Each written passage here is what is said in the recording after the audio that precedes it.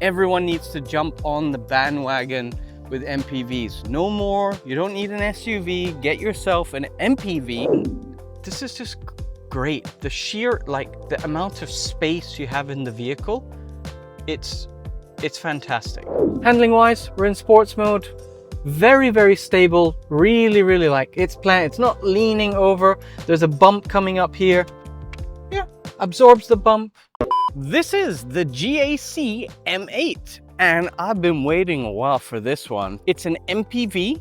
I know not very popular in this part of the world, but honestly, everyone needs to jump on the bandwagon with MPVs. No more, you don't need an SUV, get yourself an MPV. I personally think they look stunning. The amount of space that you have available is crazy. But let's start with the front end. So ballistically bold chrome grille. You've obviously got LED headlights. You've got LED DRLs that run down the side, looks really cool. Now they have a whole, lighting effect, which looks really nice. You can see it on screen here. Now on the bottom, you've got sort of a front lip here that runs across the bottom. It's in a sort of satin chromey finish. Master badging there, giant GAC logo. And then you've got obviously your parking sensors on the front. Heading on to the side, look at that, 6 parking sensors, plenty of parking sensors, which is great. Very boxy sort of side profile. You've got chrome accents along the top, and what's nice, 18-inch alloy wheels. Not ballistically massive wheels where your tires are going to be super expensive when it comes to changing them. Really nice sidewall profile as well, so great to drive down the road, soak up all of those bumps. Yeah, maybe they don't look as great, but I really like the fact that they're only 18-inch wheels. That's really nice. Just give you a bit of an impression from a side profile. So yeah, kind of boxy, but I think it's got that bold, it's got a nice crease that runs down, looks really nice. You've got folding side mirrors, you've got your camera for your 360, it's got detection, I came to the door. Now one thing, I'll show you this bit in the beginning. Here's the key, right? So with the key, I can say, hold this button down. There you go. Automatic doors on both sides from the key fob itself. But we'll get to that part in un momento. Let's just continue with the side. So obviously power assisted side doors. These I really love because literally the speed, right? The speed. Push the button. 1, 2, 3. Bam, you can get in the car. 1, 2, 3, and you're pretty much closed. Super fast, really convenient. Don't have to worry about parking, all of that. Same 18-inch rims on the back. You've got your parking sensor over here, and the same sort of satin silver rear sort of spoiler. You've got your GAC badging on the back, LED tail lamp. Obviously, same sort of, does a nice sort of animation when you unlock and lock the vehicle, which you can kind of see here. There'll be on screen a better view of that. And this is the M8. You've got the rear wiper blade integrated in the rear, which looks nice. And you've got a rear view camera located right there with your third brake light on top. And then you've got another camera here on the bottom, so camera galore. And obviously your parking sensors, no faux exhaust tips or anything. It is a petrol version, which is nice. Let's just open it up here, push the button, obviously power assist. This is a little bit slower, but it's not that bad. And then heading on to the rear, you've got, I would say, a decent amount of storage space. It does have a full-size spare wheel, so you could leave that at home. This is your safety kit, fire extinguisher, first aid kit, all of that lot. And then you even get a little air compressor, and inside has got some tire foam, tire sealant solution. So I scheme you could just keep that in the car as a worst case scenario, remove the spare wheel, because it does actually impede the third row. You can't sit it as far back if you keep this, the spare tire inside. Over here you've got some, I guess, air vent. This is for the AC system. Don't mind my bags, obviously, but still decent amount of storage space, obviously being a 7-seater. And then simple, easy, you've got little Velcro. You don't have to let the straps, you know, flap about. They clip into here and you just pull the thing and the seat drops down. Let's pull the thing, the seats drop down, and now you've got even more ridiculous amounts of storage space for the rear. Yes, it isn't obviously a level cargo space, so like if you wanted to load something here, you could go a bit higher and then you're going to go flat. And it's got captain chairs which don't fold that much. They will obviously move forward, but you're not going to be able to fold them and have like a flat storage bed. Open the rear.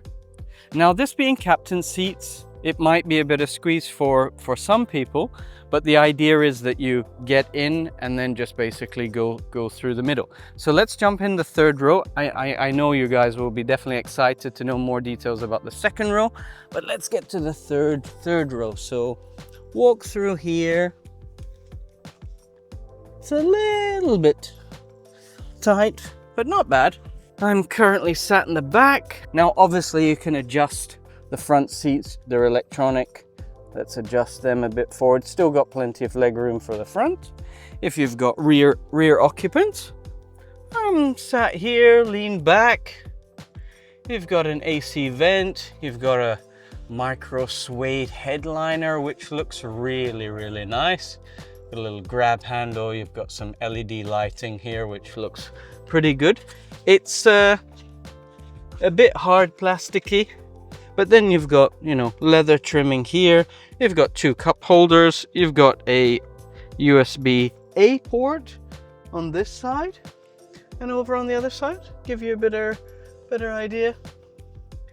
Nicely cream leather trimmed. So obviously the seat can adjust forward and back if you have more storage in the back. You've got an armrest here as well, pretty comfy. But yeah, not bad overall. Like I say, the AC, I did test it out yesterday when it was like 42 degrees and it was blowing sufficiently. You've also got, if you notice on this section here, some ambient lighting that runs down the side. You see that on screen. You can change it between colors. And here's your controls. But I think let's move to the second row to give you a better impression overall of this gorgeous vehicle. Sat in the second row. This is the spot you want to be in, guys. This is the spot. I'm telling you, jump on the MPV bandwagon. Great visibility. You've got super convenient doors to get in and out. And then up here, you've got your controls, super convenient. So let's go ahead and close the door. Nice and quick. Door's closing, gives you a little tone that it's closing. You've got an AC vent up here. You've got a little grab handle. You've got a puddle light. And then here, what I find super interesting is normally on MPVs, you don't have this door, the glass is usually fixed. You can't open it or close it or whatever. You've got a privacy screen here that you can just lock in. But if you drop it down, you actually have window controls, which is amazing. I'm super impressed the fact that it's got rear windows that open, which look really nice. You can close that up for a bit more privacy. You've got another sort of directional light spotlight here, which looks really cool. And then yeah, you've got your controls. So you can open up your shade, and it's got this really cool lighting effect on this texture here. I don't know how they do it, but it actually looks pretty nice. So you've got that, not the largest space, but sufficient. If you want, you know, nice amount of natural light coming in. You can adjust your AC controls as well. So if we've got it on low, you want it forward facing, you want it forward and bottom, auto, your fan speed and off. And yeah, that's really convenient. So if you want to get in and out, you don't have to, you know, faff grab the handle, lean up. You've got nice ambient lighting that runs along here. That looks really cool. But the seats, so the seats are electronically controlled, forward, backwards as well. They are ventilated as well as heated, which is great. And they also have a memory function as well. I don't like particularly this gloss black finish because obviously it's a bit of a fingerprint magnet. So it'll look messy, and it cheapens the whole overall experience. It would be nice if maybe this was a brushed aluminium or something like a satin finish that doesn't attract fingers as much, and maybe a more like texturized finish as such. But yeah, let's just show you on this seat here. So this is in your current normal position. You can then, let me turn off the ventilated seats, hit spa mode, one touch, and now the seat's gonna go back.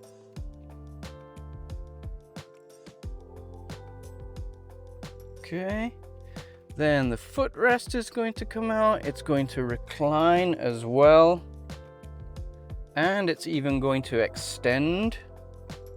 And I'm telling you folks, stuck in traffic, this is a wonderful experience. Let me just sit in here, laying back, give you a perspective. It is gorgeous. Got the massaging seats going. They're massage heated, ventilated, as I mentioned.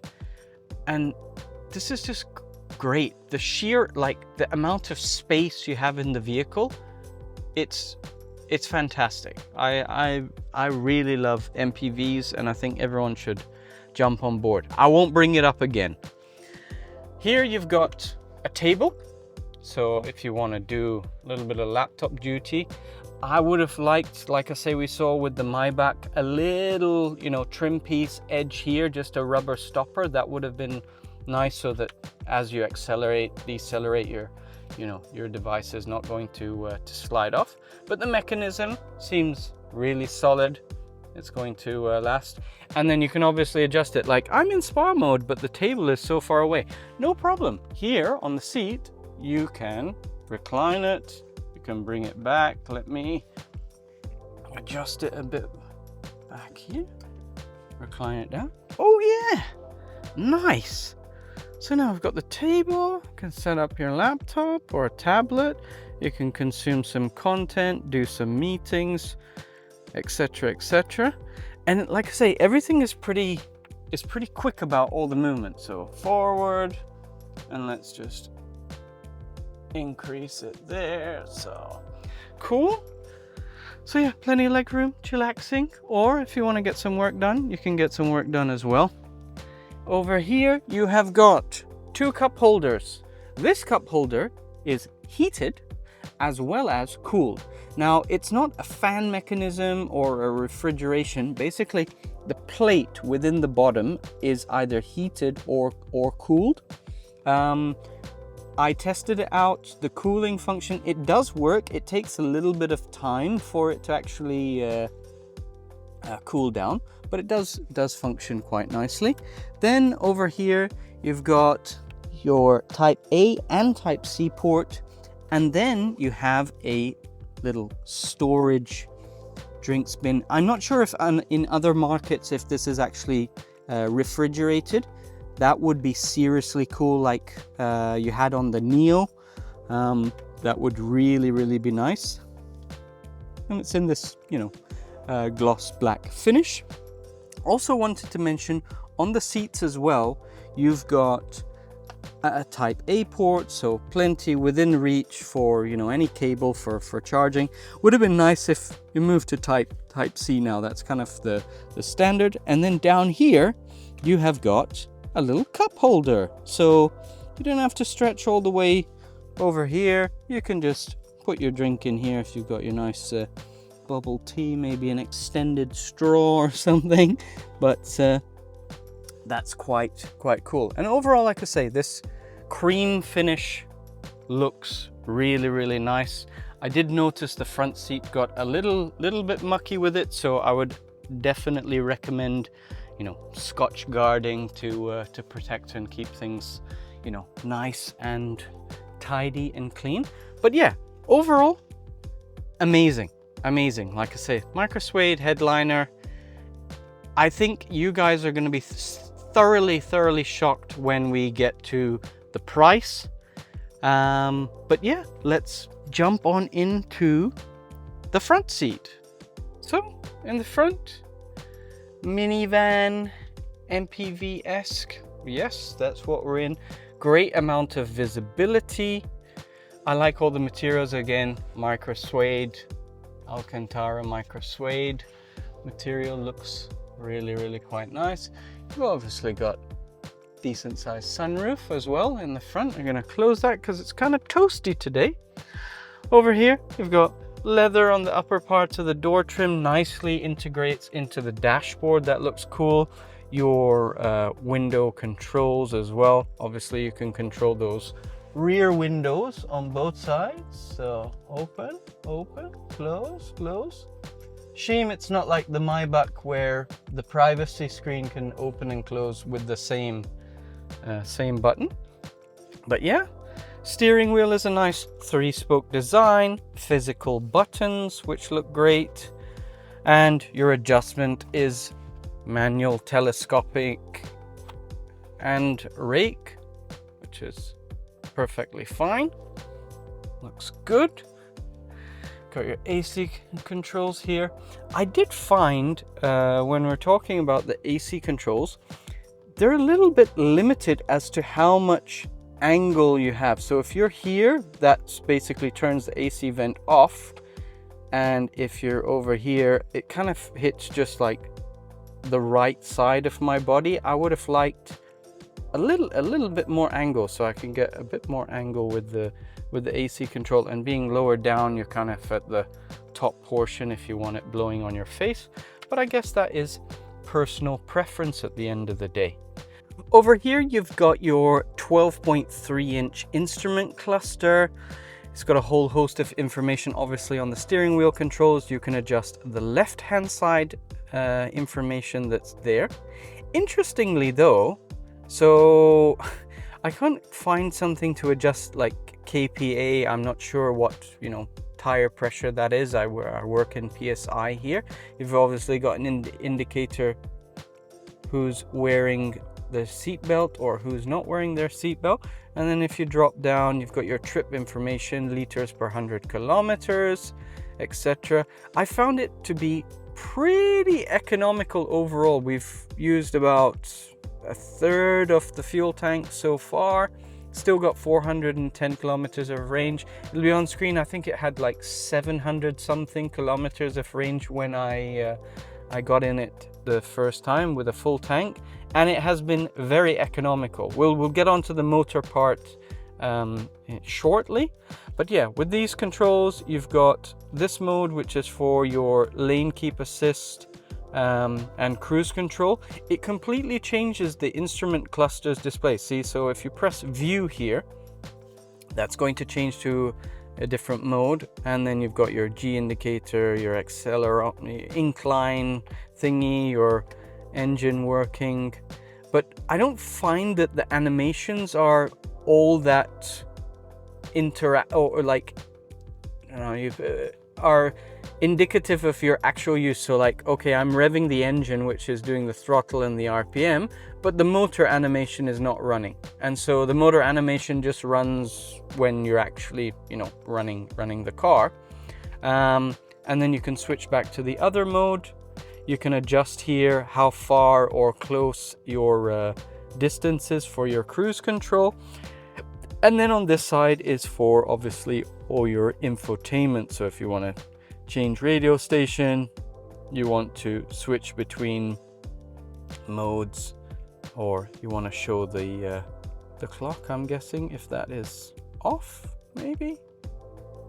So not so bad. The volume adjustment, again, it's those little nuances, and I think all of these brands have so much opportunity in order to, they just need a little bit of tweaking as such from a software side of things, and the potential for them to just dominate even more is just huge.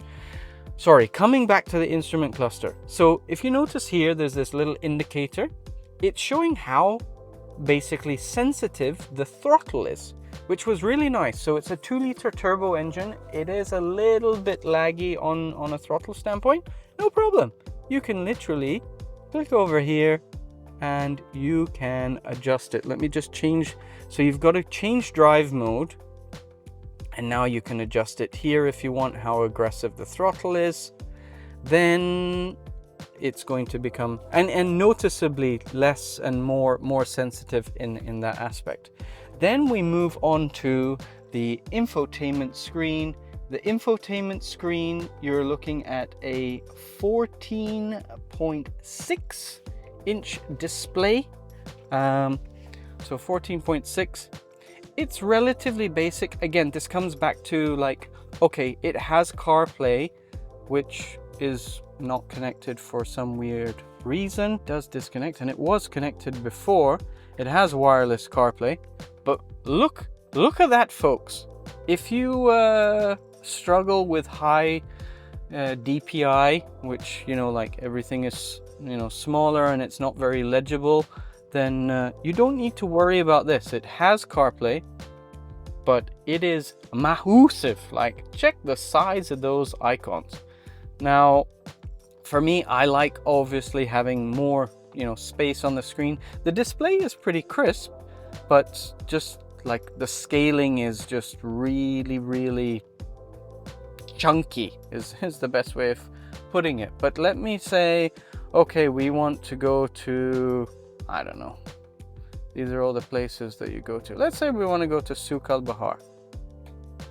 You don't get much amount of real estate, and then if you want to zoom out, let's see with Waze, sorry, here's the controls. You can zoom out, but like I say, the resolution is like, it's massive. There's no way you're missing that. And then again, that way of switching. So now I want to, let's say, adjust the AC because you don't have any physical, you know, buttons here. How do I do it? I need to click on this button, then I click to GAC, then I'm back in it. I can adjust the AC, and then the like retract. I think you mean like hide or dismiss or something along that. So the language, it needs a little bit of work, but like I say, it works. CarPlay, you're back in. Want to go? You got everything cool. Back to GAC. Same thing with here. So if I click, I don't want to click it because it's going to blast the AC. But when you click cool, it is going to blast the AC, but there is no way of actually being able to disable that from this button. You have to go into the AC controls and then adjust it from here. The front seats are also ventilated. It's not mentioned here, but let's click here. You've got here ventilation. Sorry, this is for the rear controls, so we want to turn that off. Let's go to the front. They're ventilated and heated. No massaging, unfortunately, on the front, but that's okay. Let's just lower that. Anyway, back to this. So like synchronize, you could have just abbreviated it to being sync, and then it will look, you know, nice like the rest of the buttons. Same thing with ventilation. I think it's just meaning like turn the AC off. But nicely cleaned, laid out. You can adjust between Eco, Comfort, Sport for your drive modes, or you can click on here for this and adjust between them. You can also have quick driving assistance that you can edit as well. If you click on more, you go into a whole bunch of details, like really nice. You can turn a lot of things on and off. It's got a whole bunch of safety features. You can remember your driving mode, otherwise it defaults to start in Eco. You've got your screen settings, you can change the wallpaper, your media volume. The sound system is a 8-speaker sound system overall, which is all right. more than sufficient. But again, when you come to the drive modes, if we just head on down here, so AC, hazard button placement is really nice in that aspect. Over here you've got a little cubby with a wireless charger spot, which is cool. Over here you've got 2 cup holders, your drive selector, which is also ambient lit with this crystal fidget spinner. If you're stuck in traffic, you can just literally, okay, I'm just gonna spin my fidget spinner.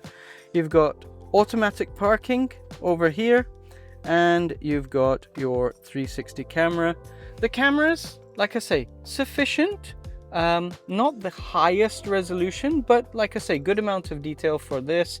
You can obviously do 3D. It would have been nice if it's color matched with the car. Like I say, it's those little tiny attentions to detail, but really quite nice. You can change obviously to wide angle, making it full screen. And let me go back into it. 1 second. Sorry, I went into auto parking, which it does have parking assistant. Let's close that camera. There we go. So back to that same thing, settings.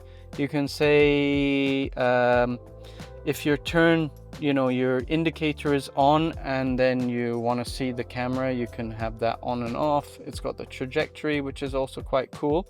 But yeah, very relatively simple. It's got this little noise. But yeah, pretty nice overall. Obviously music, Bluetooth, you've got your photos, you can plug in a USB, your settings, 360 camera, and it's got petal maps, which is integrated. Down here, you've got storage with a Type A, Type C, 12 volt, nice little storage bin down there, which is quite nice as well. And then heading on to this section, you've got your little center console, decent amount of space. Again, would be nice if it had some ambient lighting. But over here, you've got the glove box, very good size. And you've also got a little bag hook, which is also quite nice as well. And this sort of nice wood paneling on the dashboard. But yeah, definitely that's where you want to be. Let someone else be in front. But if you do need to drive kids around or anything, you've got a couple of teenagers, younger kids, it would be fantastic. Really good in that regard. Here you've got your controls for your doors, so you can open the door up here. Let's just hit open the doors, which is really nice. And let's close the door, like super quick if you need to do a getaway. Really nice in that aspect. And here is your LCD rear view camera mirror. You don't have a physical mirror, it's only a camera. I do not particularly like that because you want to talk to your passenger in the back seat or whatnot. You're not able to do that, but this is trimmed on this option. So I think that gives you an overall sense of the vehicle. Really like, I love this format as such. But I think let's get on to the drive portion, talk about how it drives, the different options that this is available, and let's get on to the price portion as well. I think you guys are going to be thoroughly shocked with the pricing. But yeah, let's check it out. So, onto the driving portion. Let's start off with some engine specifications. You have a 2-liter turbo 4-cylinder engine pumping out 252 horsepower, which is pretty damn decent from a 4-cylinder. And then you've got 400 Newton meters of torque. So keep in mind, it's just me in the car now at the moment, but the car is designed to carry 7 people at the end of the day. And people weigh a decent amount of weight depending on what nationality they are. So you definitely want torque for acceleration and keeping maneuverability and everything adequate as such. With me just driving the vehicle or my wife in the car, this thing feels more than sufficient, very punchy, no issues from a acceleration standpoint of things.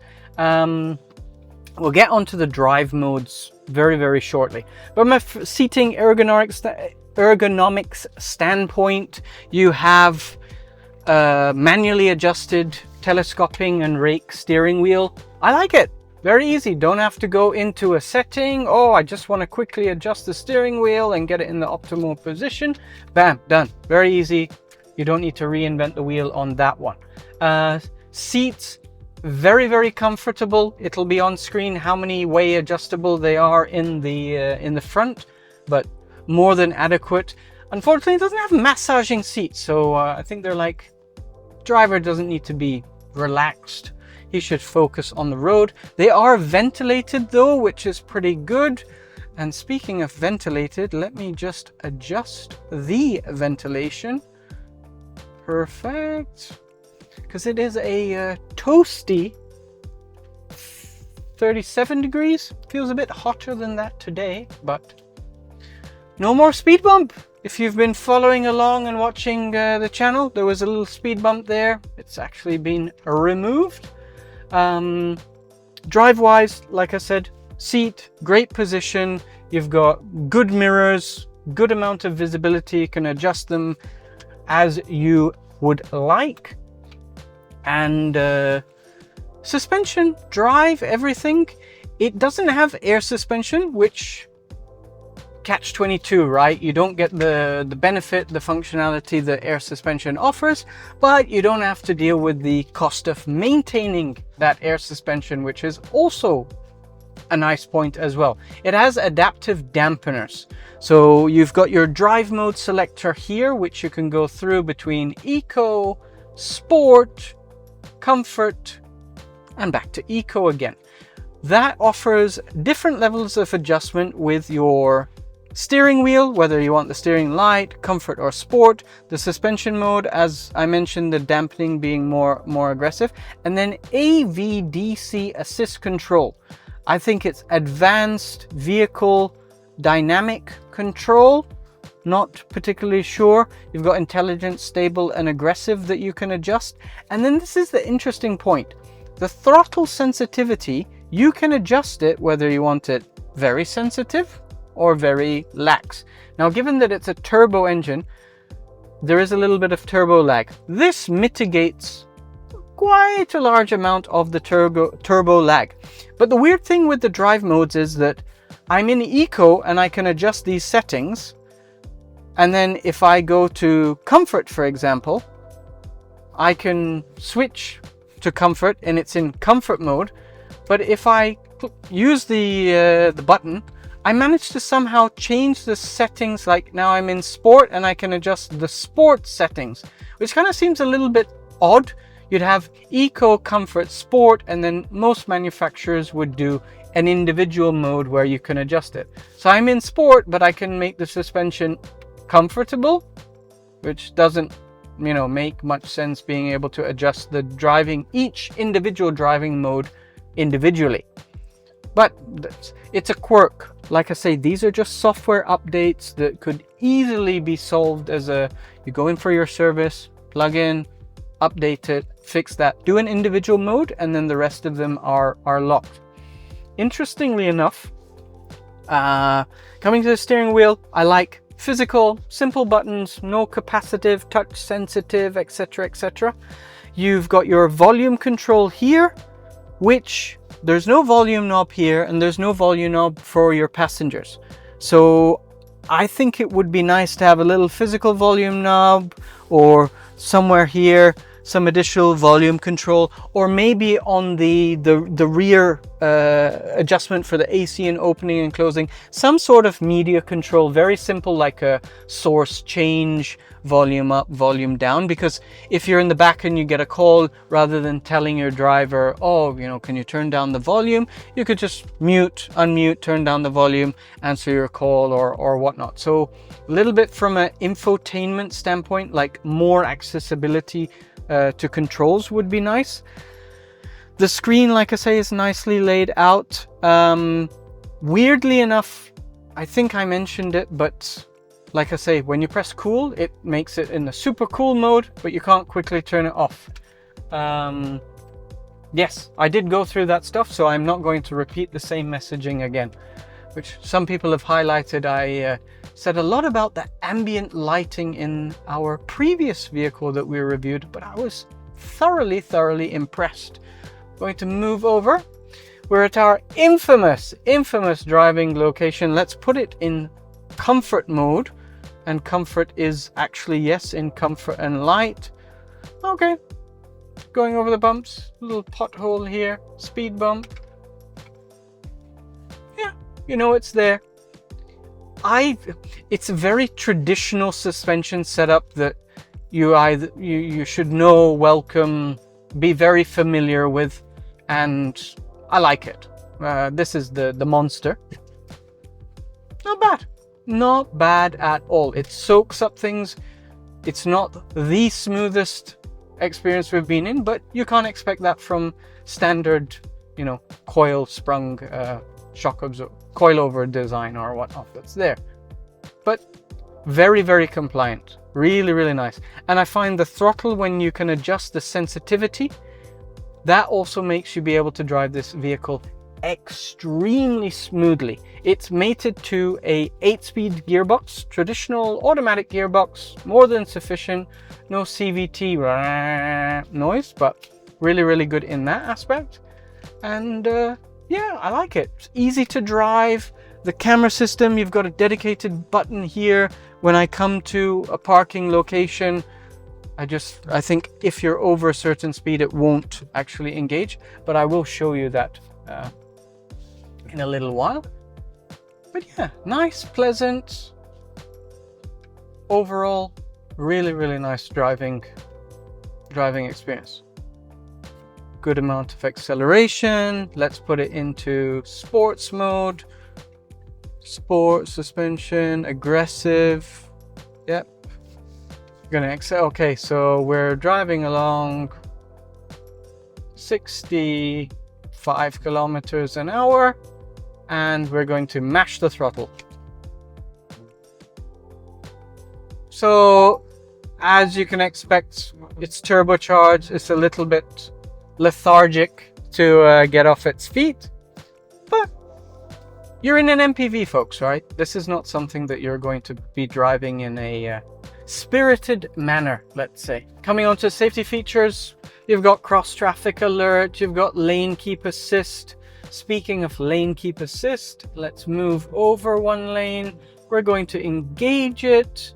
Just one button, don't need to set. You can adjust the speed afterwards. We're going to increase it to 120 kilometers an hour, which is the max speed. You can adjust the distance from the car behind you, whether you want it 1, 2, or 3. 1, 2, 3, more, 5. Oh wow, it goes really big. So this is in setting mode 1, that I'm behind someone. I'm going to change lane now. It also shows on the instrument cluster the car in front of me. He also moved. Let's also move another lane over. And notice on the instrument cluster, this display, so this style or whatnot is actually only there when you're in cruise control. But if you cancel the cruise control, you can actually remain viewing this display, which is again a little bit odd. So a little bit jumpy for changing gear, getting up to 120 kilometers an hour. There's a taxi in front of me doing definitely less than 120 kilometers an hour, and it should start to slow down. Yeah. Now it's not just coming off the throttle, it's more applying the brakes, and has now maintained that 1 car length. So it works. Lane keep assist also, let me just, is working as well. Happy days. Okay, it's interrupted because I wasn't holding the steering wheel. It's not autopilot at the end of the day, folks. But let's cancel that. I'm going to move over to this lane. And we'll move over one more lane. And we also want to move one more lane over. But nice, like I say, overall, if you want the throttle response to be more punchy, drops a couple of gears, accelerates, more than adequate. It can maintain 130, 140 kilometers an hour. There's a little bit of wind noise given obviously the proportions of the vehicle, but nothing that's too obnoxious. My only thing is, I'm not the biggest fan of this rear view camera monitor screen thing. I like it that you could turn it on and off, so you can switch between it as you like. But the fact that you don't have just a normal mirror, it messes with the proportions of the vehicle to me as such. But everyone is different, and I have gotten used to it now over the past couple of days. Handling wise, we're in sports mode. Very, very stable. Really, really like it's planned. It's not leaning over. There's a bump coming up here. Yeah, absorbs the bump. You know that it's there, but nothing to upset the chassis or anything like that. It's very, very stable, compliant in that aspect. And you can obviously turn all these safety features on and off if you don't want it chiming when you get too close to the end of your lane. Interesting enough, yes, you do have blind spot monitoring in the mirror as well. I hadn't noticed that. But yeah, overall, to drive the vehicle, very easy. It's just, again, I think there's a visually standpoint of looking at the vehicle and you're like, oh, it's so big.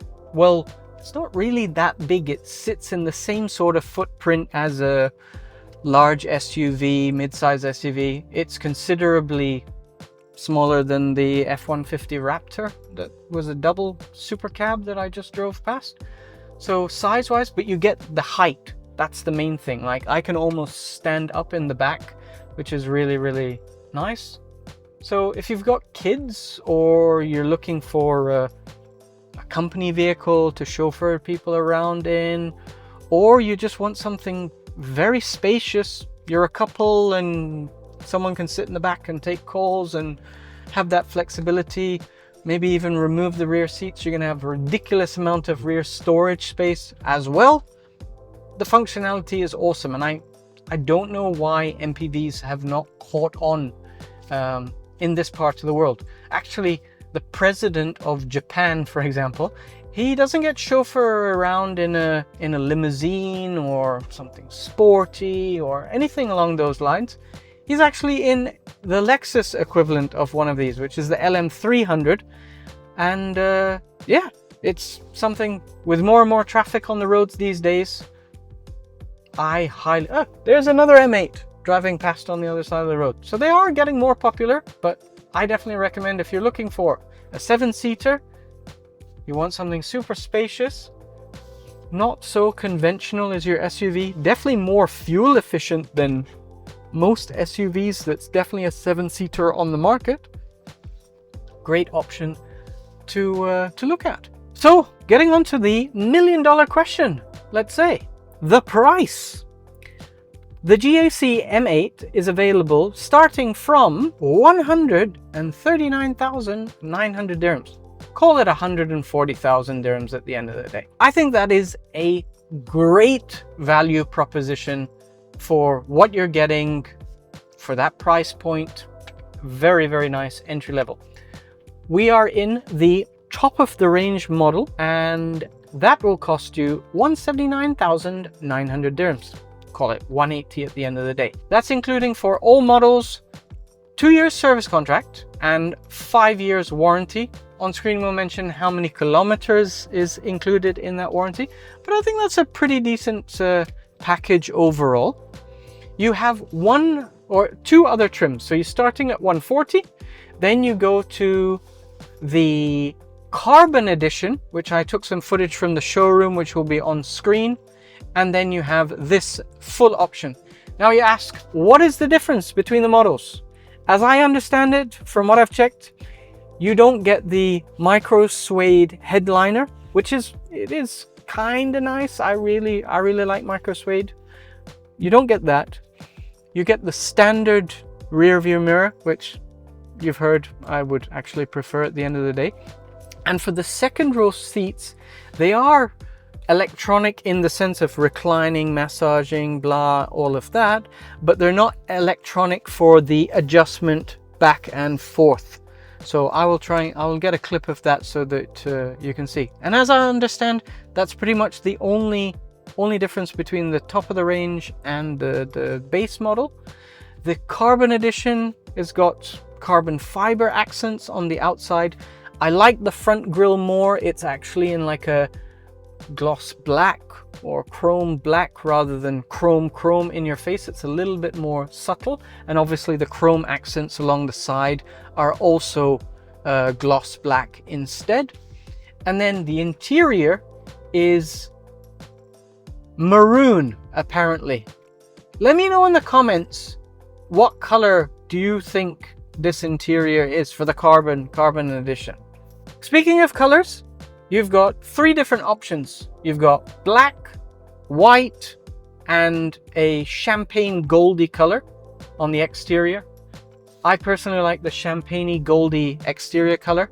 I'm curious what interior it comes with. You've got either beige, black, an aubergine, eggplanty kind of exterior color, and then the maroon.